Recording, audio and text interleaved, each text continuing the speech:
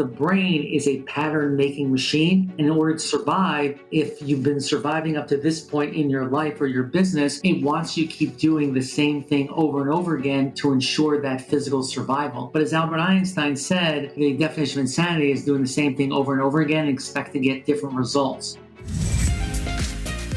Hello and welcome to the Upflip Podcast. I'm your host, Alex Freeman, and on today's episode, I'm sitting down with serial entrepreneur, author, and consultant Barry Moltz. As the host of the small business radio show for 13 years and counting, Barry helps business owners grow with weekly insights and expert interviews. His books Bounce and You Need to Be a Little Crazy share anecdotes and lessons from his many years as an entrepreneur. His 2014 book, How to Get Unstuck, he explains 25 common reasons companies get stuck and how to fix them. And that's the topic we're going to dig into on today's episode: why businesses get stuck and how to get out of that rut and back on the road to growth. Barry, thanks so much for joining us. Thanks for having me. So for our listeners who aren't familiar with your work, could you just kind of give us a brief overview of your background and how you got into your current consulting work?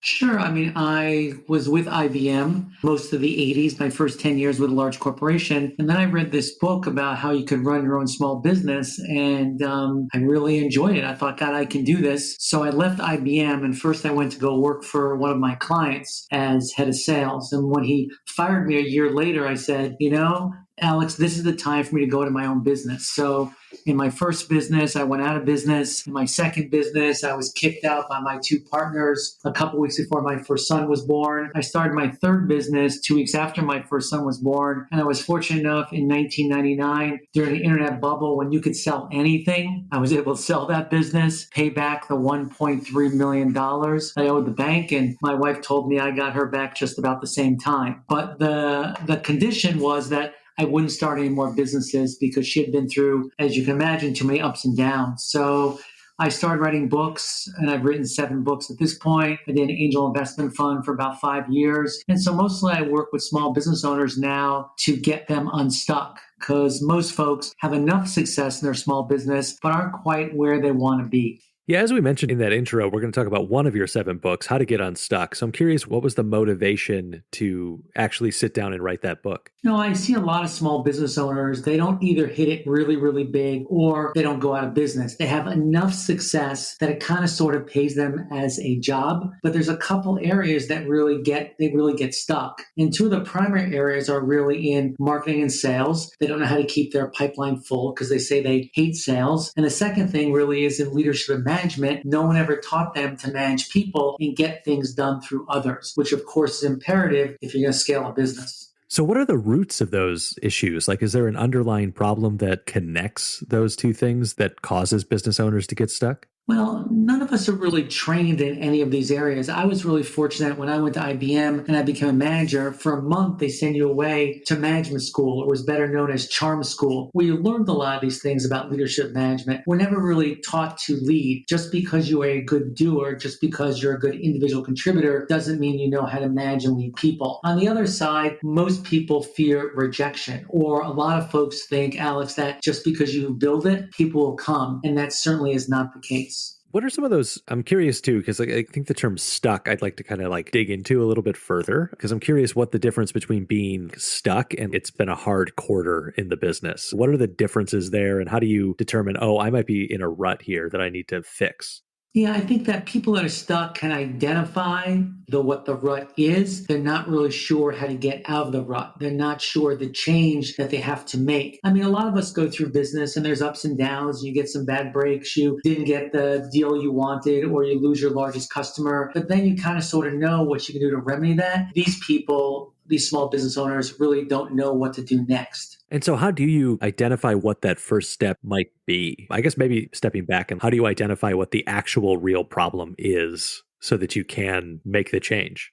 Well, I try to find out really where the pain is. My most current book is called Change Masters, How to Actually Make the Changes you know you need to make. And when researching that book, I realized how hard is it for people to make changes. And they only make changes if they're an incredible amount of pain. So I try to figure out, where is the pain in the organization? Is it coming through that I can't find new customers? Can I not keep the customers I have? Can I not find additional staff? Do I lose my staff? I, as the founder, Am I doing everything? Is every decision have to come through me, where it's more like a hub and spoke organization rather than some kind of hierarchical thing? So I try to dig down and really see where the pain is, because if we don't identify where the pain is, even if we find the solution, no one's ever going to implement it. Is it really all a mindset issue?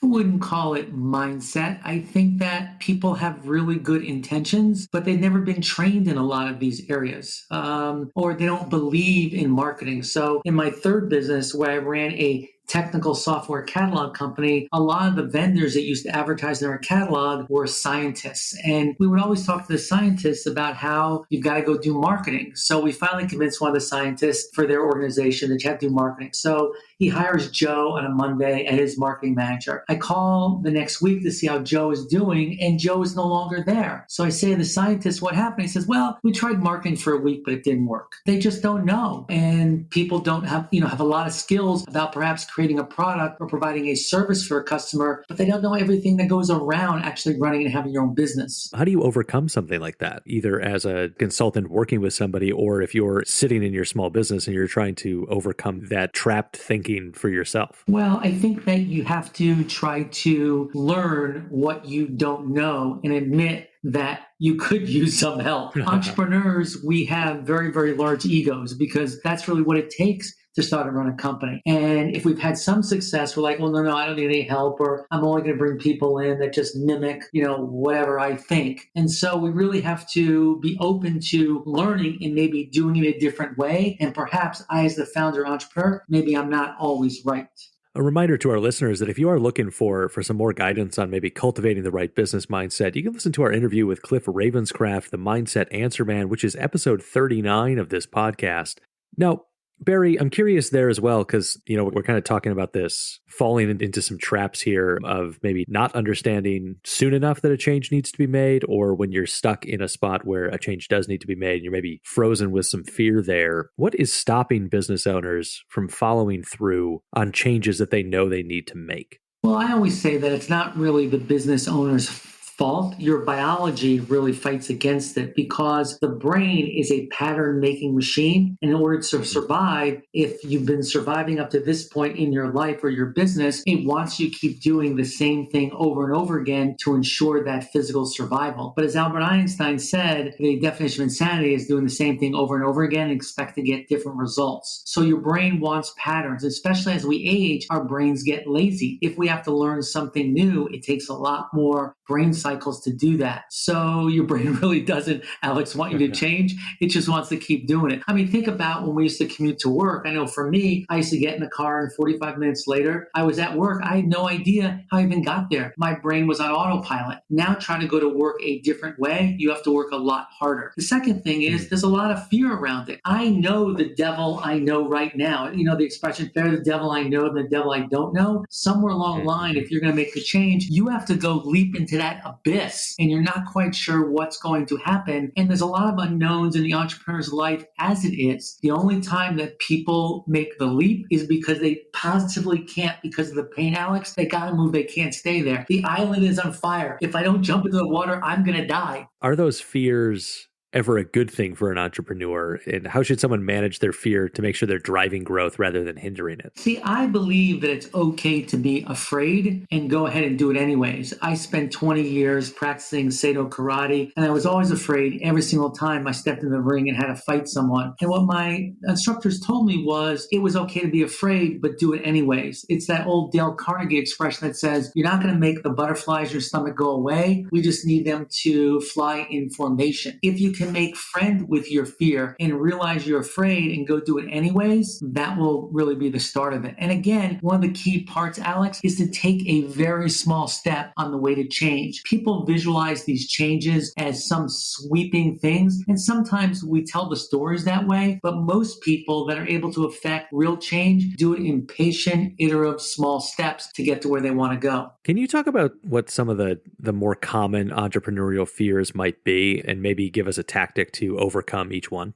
Sure. I think the biggest fear is I'm not going to have enough money to pay my bills or to pay my employees, right? People are worried about cash flow. And the ironic thing is that no one, almost no one, ever looks at their cash flow statement every single month or don't look at their profit and loss statement or their balance sheet statement, which would have the answers to your questions. Am I going to have enough cash flow to pay people? I think that's one of the biggest fears. Another fear, obviously, is losing your current customers, not having any newer customers, losing your best people. Those are huge, huge fears that people have, and it goes on a daily basis. Now, entrepreneurs tend to be risk takers and are told to take risks, take that one step, jump off the burning island, but not every risk is a smart one. How does an entrepreneur learn to tell what risk is the right one to take? It's a really great question because I always say, as entrepreneurs, if we knew the real risk we were going to take, Alex, there's no way we would go out and start a business. It's just way too risky.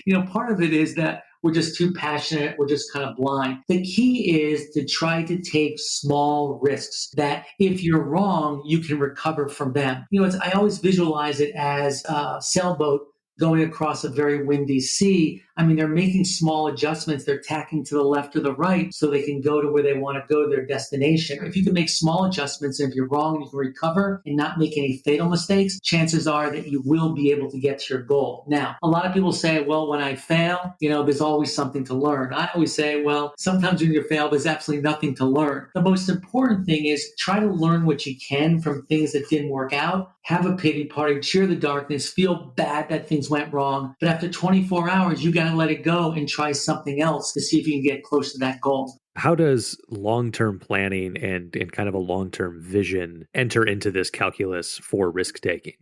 I think you have to think about, especially probably once or twice a year, where do I really want to go? What do I really want to make happen next year? And then that's the strategy. And then during the year, all the tactics try to get you there. And again, there's a lot of competing tactics, a lot of competing things for your time. And you have to sit back and say, if I work on this or one of my people works on this, is it going to get me closer to my strategic goal for the year? So I think too often people get together maybe once a year, they put together a strategic plan, and then they never look at it again. And I think that twice a year or 3 times a year, you got to pull it out to see, are you really going? And I think you should set 2 or 3 strategic initiatives for the year, because let's face it, that's all people can really keep in their head. Are there any specific things that those strategic initiatives should cover, or is that like really a very business specific question?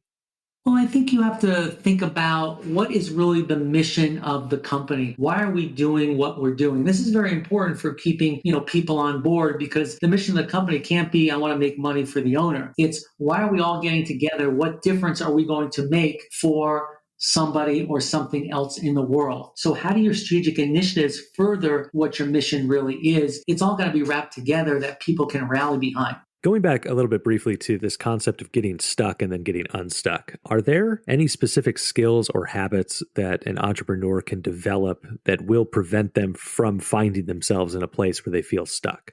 I really believe that you need to get some kind of outside perspective, whether this is in the form of a mentor, paid or not, or an outside board, paid or not, because being a small business owner, it truly is very lonely at the top. And it's hard to really figure out, are you stuck or not? There's that old expression is, it's hard to read the label when you're inside the glass. So you need to get an outside perspective, people that can give you an honest assessment. And many times people that work with you, Alex, just can't do that because they're afraid.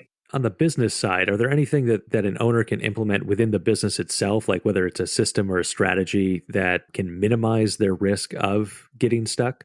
Well, I think you have to look at all the important phases of your business. So, for example, you got to review your financial statements on a monthly basis. It will tell you a certain story. You have to do some type of budget forecasting. How are you doing against that budget? How are you doing versus last year? You also should look at, what's the cost for me to acquire a customer? What does my pipeline look like? What's the lifetime value of a customer? So, what's my average retention rate for an employee that comes and stays with me? So you can look at a lot of these metrics and measure yourself against them on a quarterly basis to see if you're losing ground or you're getting stuck or you're just staying in the same place. I realize as I ask this question about, are there systems that one can put into place? Is there danger in the systems themselves that you can find yourself in a rut? Because maybe if you're checking these reports on a regular basis, maybe you're being lulled into a false sense of like, I am preventing myself from getting stuck. So I guess what can somebody do to kind of shake it up and make sure that they're not letting their systems lull them into a false sense of security? I think you have to understand what other people in a similar business, how they're doing. That's why being part of a small networking group of other CEOs, perhaps in your industry, or going to trade shows, understanding where the industry is going, or just reading publications will really help you measure about how you're doing compared to everybody else. But again, if you're in a business where, let's say you're doing $3 million of sales and you're taking home $1 million,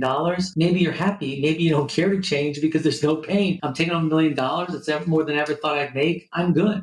To change just for change's sake doesn't make any sense, right? There's got to be a reason. There's got to be pain. So this is going to bring us to a portion of our show that we call our Fan Blitz questions. These questions come from our YouTube community. You can go to youtube.com/upflip, join the community, and pose questions to future podcast guests. So we're going to try and get through about 6 questions in about 90 seconds. We'll see how we do here. Let's do it. So the first question comes from Alfonso Sandoval, who'd like to know, if my niche is flooded with competitors, what's your suggestion to get unstuck from just trying to survive?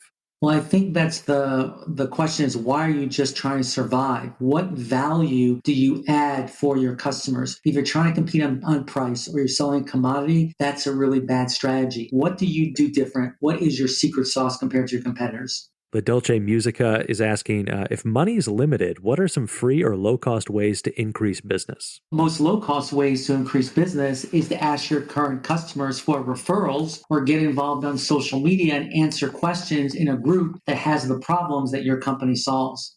At this stage of success, what advice would you give to your teenage self? I'd probably say stay IBM. It was a lot easier than being on your business on your own.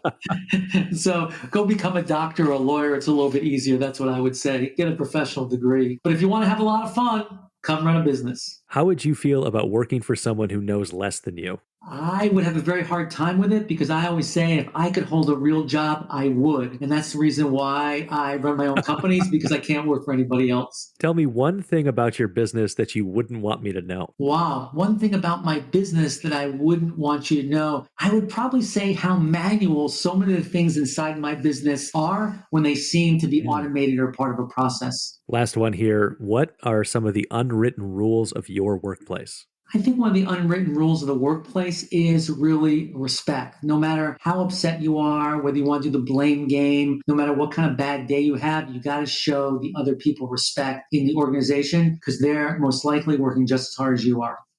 Nicely done. You did much better than many of our other guests do in that regard. That is going to do it for our Fan Blitz questions. Again, these come from our YouTube community. You can go to youtube.com/upflip and pose questions to future podcast guests. A few more questions from me while we've still got you here. Going back a little bit to planning ahead. Is there a downside to planning ahead? And what are some of those risks of over planning and how do you avoid those? Well, there definitely is a downside to planning too far ahead because market conditions could have changed, right? You could have planned ahead all you wanted for the beginning of 2020. You had no idea that COVID was going to come and shut down the economy. So while I believe it's really great to plan ahead, at the same time, you've got to be nimble enough that you can change things on the fly. And I think that's the advantage that small businesses have. So as those plans go awry, how do you get the business back on track? Either after a mistake in the planning, perhaps a failure has occurred, or just you've been blindsided by something like the COVID-19 pandemic? Well, I think you have to go back to what's really the problem, right? Is it a revenue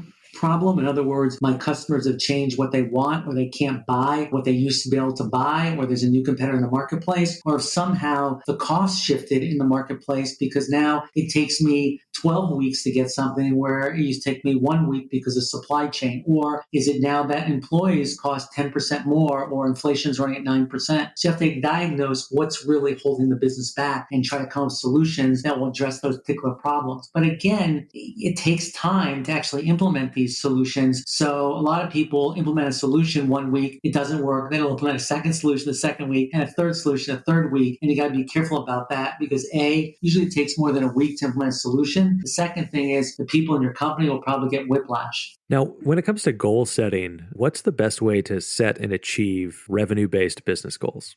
Specifically, if I want to achieve revenue-based goals, I really believe you should put together a budget the year before, probably November, December, and to when you report out your financials every single month, see how you're doing against the revenue and expense target. And in the middle of the year, if you're way above or way below those targets, you can change them once during the year, but you shouldn't change them every month, higher or lower them, just so that you're on budget. But if you put a goal out there and you announce it publicly, this is what it's going to do, you have more of a chance of actually achieving it because you talked about it publicly. Now, revenue obviously isn't the only indicator of a business's health. What are some of the other metrics that a business owner should be tracking and why? Well, I talked before about cost of acquisition, cost of a customer. What does it cost to acquire a new customer? If you sell a product for $200 and it costs you $1,000 to acquire a customer, that's probably not a good deal. You also should understand what is the lifetime value of a customer. Once you get that customer, how long do they stay? So, for example, if you sell something for $200, but it costs $200 to acquire the customer, on average, that customer stays 5 years, then maybe it's worth it as far as the cost of acquisition because it only costs you $200 versus $1,000 lifetime. You also understand what your retention rate is. How long do employees stay? What does your turnover look like? I think you should also be looking at from a customer experience, looking at your net promoter score. Survey your customers and see really what they really think about you. And of course, keeping track of your financials is really important. What's my cash flow look like? What's my profit look like? What's my quick ratio looks like? My assets divided by my liabilities to see if I can pay my bills every month. So there's a lot of things you should really be keeping track of. That will really help you run your business. Those are all great because I do have follow-up questions on essentially everything that you just said. So let's dive in. We'll start at, I guess, cost of acquisition and how marketing plays into that. So what role does marketing have in that growing and healthy business? And what besides increasing sales is important to keep in mind in terms of your marketing plan for your company?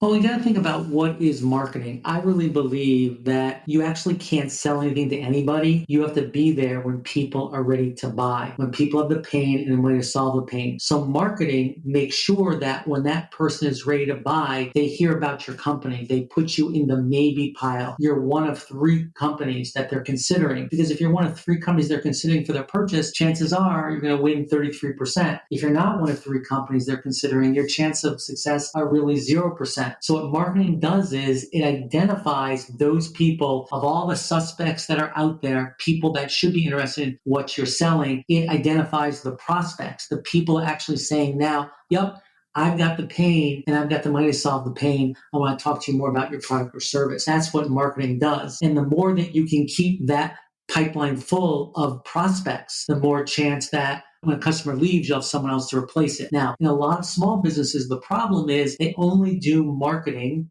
when they have no business. But as soon as they get business, they go off and they execute that business. They stop doing marketing. And then when they have no sales, they do marketing again. So it's kind of like this up and down motion. And it's really problematic because then their business never grows. Yeah, can you talk about what some of the more important pieces or qualities of a marketing funnel would be to support that long-term growth?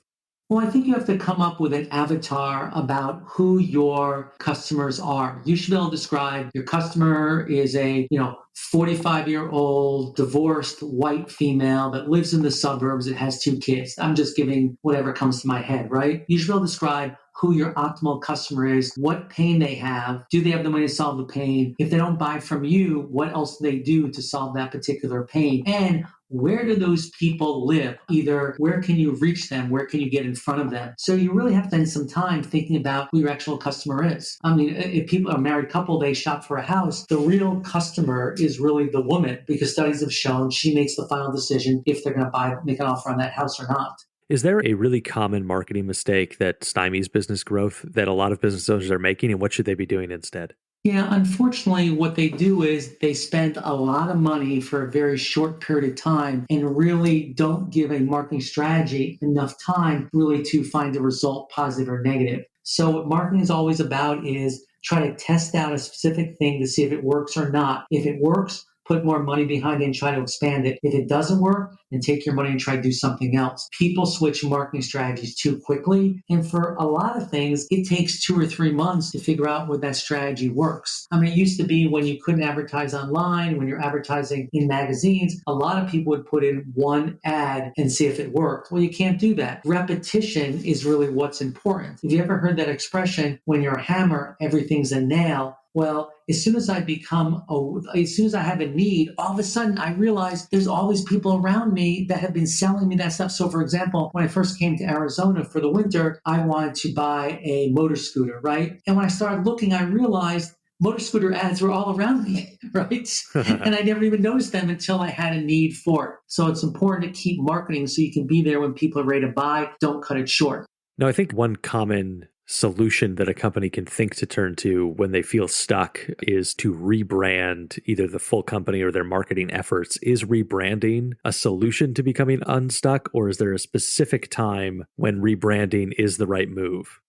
The question is, why are you rebranding? I keep thinking of why they changed Dunkin' Donuts to Dunkin', right? I don't know, maybe because they saw things besides donuts. Now, Kentucky Fried Chicken changed their name to KFC for good reason, because things being fried kind of got a bad rap. So Meta decided to go with Meta instead of Facebook because they wanted to focus on the metaverse. You have to have a real reason to rebrand, because there is brand equity in whatever you're selling. Or maybe something went sideways in your business and you have to rebrand because you want people reminded of a failure that you had. So I think there's a lot that goes into why you're doing it. I mean, I've had a radio show for 13 years, and about 5 years ago, I rebranded my radio show, the Small Business Radio Show, because I wanted to show up in small business searches. That's why I did that. So that was really the reason behind that rebranding. Is knowing the why the key to doing it the right way, or do you have other advice for making sure if you do rebrand, you're doing it the right way? Well, I don't know what the right way is. I think the right way is to, gradually do it. So for example, perhaps you start out saying you have the original company name, and then you say it's an affiliate of, and then your new brand. And slowly over time, your new brand takes over. I mean, there's just so many factors to try to figure into it, but you should realize that most brands have a good amount of equity, and you got to be careful what you do with that. One of the other metrics you mentioned that you should watch is your retention rate with your employees. So I guess I want to talk about some hiring and employee and management type stuff now. So I guess to just kind of kick that conversation off, what advice do you have about making sure that you're hiring the right team in the first place? Well, I think that a lot of people make mistakes, Alex, where they hire for only skills, not attitude and culture. I believe that people that have the right attitude and fit into your culture, you can teach them anything. Now, I don't mean that you shouldn't have the skill that you're trying to hire for. It doesn't make sense to hire someone for being a bookkeeper if they have no idea what, debits and credits are. But at the same time, there's probably a lot of people that can do that job, but you got to really see, do they fit into the culture? And one of the ways you do that is you make sure that in the interviews, they meet other people in your organization, and you get feedback from the interviewee as well as your current employees. Do you think this person is a good fit? Now, when I say good fit, it doesn't necessarily mean that they're just like the people you have, but they're complementary with an E. So it starts off with hiring the right people and not just rushing to hire someone just so you can have a butt in a seat doing a job. As you find yourself, if you're a business owner, in that spot where you do feel stuck, how do you determine if it is maybe issues on the team that might be the problem that you then need to solve in some way? Well, I think you have to look back and what is the problem? In other words, I really believe that the leaders should make the strategic decisions and everyone else in the company should figure out how things get executed. So is it a problem with the strategy, which is your responsibility, or is it a problem with how they're getting executed? Or have you not put processes in place so people can execute more easily? You have to really look at and see what the problem is before you decide, is it you? Is it them? Is it the marketplace? What's really going on? In a lot of cases, sometimes the issue may not be those frontline workers, but it is somewhere in the managerial level. How do you identify that? And then how do you step in to fix the issue if it is something at the managerial level? And these are obviously managers or people you've invested significantly in a lot of cases. So how do you go about fixing that problem? Well, I mean, listen, if you have two teams, they do the same thing, and one team is doing well and one team's not doing well, you got to figure out, is it the people or is it really the manager? And if it is the manager, have you not provided enough training so this person can really be successful, or does that person just really need to leave? Especially if that person's been there for a long time, it's very difficult, I believe, in people to change the way they behave or operate in an organization. And for a lot of times, change is really necessary. And I think that's hard, especially if someone's been with you for a while. Now, before we leave the employee conversation, I want to ask about customer service. I certainly believe that customer service lives at all levels of the organization, but what does excellent customer service look like to you? I never like to call it customer service because I think it's kind of an old fashioned name. I like to call it customer experience. And what we really have to understand is that what people value above all else, especially these days, is the experience they have consuming your product or service. There's so many studies that show that for an outstanding customer experience, people would pay up to 50% more if it was fantastic. So you have to keep thinking about what kind of experience is the customer going to have each and every single time they interact with your organization. And a lot of people are so busy bringing people in the front door trying to sell new customers, they don't think about the experience that customers actually have either consuming your product or after they've consumed your product. And it's a real problem, I think, especially for American companies. Is there anything that kind of like lived in the zeitgeist of customer service, customer experience conversations that is, received wisdom from the past that actually doesn't apply anymore? Well, I think that most people early on would say that two things. One is that customer service is just common sense. It's just natural. It's not. You really have to be trained for it. And the hospitality industry trains a lot of people around customer service and customer experience. The other thing is customer experience just doesn't have to do just providing more people. It used to be to provide an outstanding customer experience, you go to some of these fancy hotels. They had a lot of people helping you. Now there's a lot of technology that can really make an outstanding customer experience, and it doesn't really take a lot of people. So I think that thing has changed. Now, I've just got a few questions here about exit planning and selling a business. So I guess the first question of that is, what are some of the signs that it's the right time to sell your business? The right time to sell your business. Well, I think the first question you have to ask yourself, do you still have the passion to come every single day to do what you're doing? Because if you lost the passion, it's probably time to sell your business. The second thing is you got to look at the market. So for example, I do a lot of merger and acquisition work in the educational technology space. 2 years ago, it was a much better time to sell your business than what it was now. 2 years ago, I could sell your business for 3 times what you get for it now. So you also have to figure out, is it the right time to sell your business given what's going on in the marketplace? And is there some strategic buyer that's interested in buying your business now? That's also the key, because if you can find a strategic buyer, you get more money for your business. Now, this also obviously ties into exit planning ultimately. So what are some of the key components of building an effective exit plan for a business, and when should you make your exit plan? I think you have to think about, what are you in this business for? Or is it just a lifestyle business where it's going to support you and your family for as long as you want it to do that? Are you going to be passing this along to your family? Or are you really using it to build it up and sell it, and then take the money that you get from selling your business and go do something else? So I think that decision should really be made. I think you should evaluate every single year. Am I still in the same business of selling it or keeping it for my family? If you could pick the one thing that people take from this interview, what would it be? Oh, there's just so many great nuggets, Alex. How can I just pick one thing? It's true. That's why I'm making you do it, so I don't have to.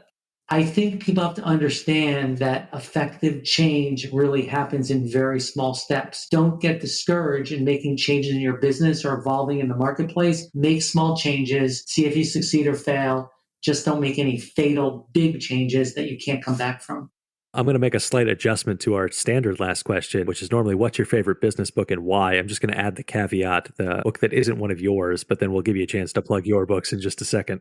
Well, there's really 2 books that I like, if I can mention 2. One is a longtime favorite by Tim Sanders called Love is the Killer App. And this is way before Facebook or any social media. He really said that socializing with people and caring about other people, that was really going to be the most important currency in business. And I think he's still right today. The other one is a newer book that came out last year by Zoe Chance called Influence is Your Superpower. It talks about, as a business leader, how you can influence other people. And she came up with what I think is the best question if you want someone to actually do something for you. You ask the question, what will it take, and just wait for them to answer. And I thought that was brilliant.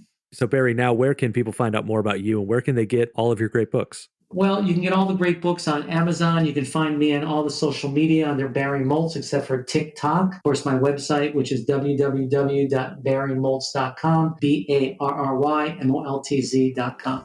That is going to do it for this episode of the Upflip Podcast. A reminder to our listeners, make sure you leave a review of the Upflip Podcast wherever you're listening, be that Apple Podcasts, Spotify, or wherever you're listening right now. It really helps us grow our audience and provide even more high-quality business knowledge. Barry Moltz, thanks so much for joining us. Thanks for having me, Alex.